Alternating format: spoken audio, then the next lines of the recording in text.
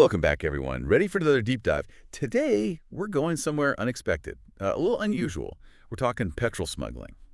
Oh, wow. Yeah. Okay. So we came across this news story, and it was just, like, mind-boggling. It was about a bust in Nigeria.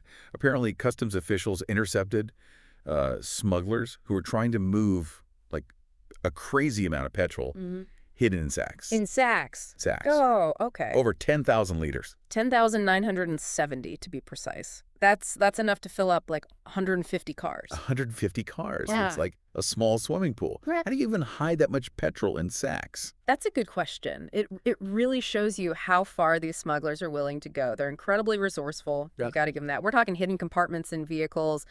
Sometimes they disguise barrels, label them as something totally normal, or even mix the petrol with other goods. They're always looking for ways to kind of slip through the cracks. Yeah. It's like high stakes hide and seek. Yeah, exactly. But what's the point? Like, what's driving them to go through all this effort? Well, at the end of the day, it all comes down to economics. You see, petrol prices can fluctuate wildly, even within the same country. Hmm. And smugglers, they take advantage of these price differences. So, for example, petrol in, say, neighboring Benin might be significantly cheaper than in Nigeria. And that creates a huge profit incentive. You add to that, potential government subsidies or shortages in certain areas, and suddenly you've got a recipe for a thriving black market. So this crazy story about petrol and sacks, Yeah. it actually points to a much bigger issue, like a whole network of economic factors. Absolutely. I mean, when you have resource scarcity combined with high demand, that's a breeding ground for these illegal markets. You think about it. If there are petrol shortages in some parts of Nigeria, well, the demand for smuggled fuel is going to go through the roof, no matter the risk. And speaking of risk, what are the consequences here?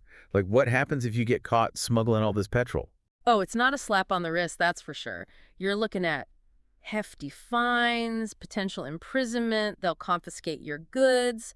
Sometimes they even destroy the vehicles involved. It's a dangerous game. Definitely high stakes. It's amazing how one news story, just one little story, can really open your eyes to a much bigger picture. Totally agree. This case, it's like a tiny window into these massive global issues. We're talking resource scarcity, price fluctuations, and the constant challenge of regulating cross-border trade. It really makes you wonder, if people are going through all this for petrol, Mm-hmm. what else is being smuggled out there that we have no idea about? Right. It begs the question, what really drives people to these risky activities? I mean, is it purely financial, or are there other factors at play? It's wild. We started with a story about petrol smuggling, and now we're talking about global economics and, like, human behavior. That's what happens when you dig a little deeper. Exactly. So if this deep dive sparked your curiosity, keep digging. There's a whole world of information out there. See what other unexpected insights you can uncover.